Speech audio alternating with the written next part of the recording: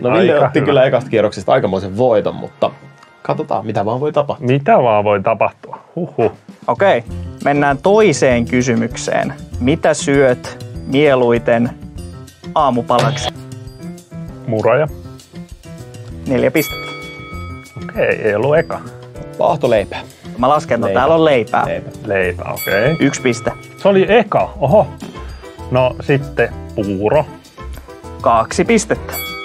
Mä oletin, että puuro on seka, siksi mä sanon. Niin, mäkin luulin, että se olisi eka.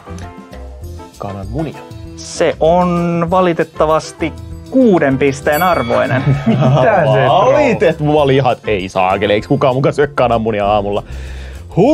No sitten itse söin aamupalaksi jogurttia.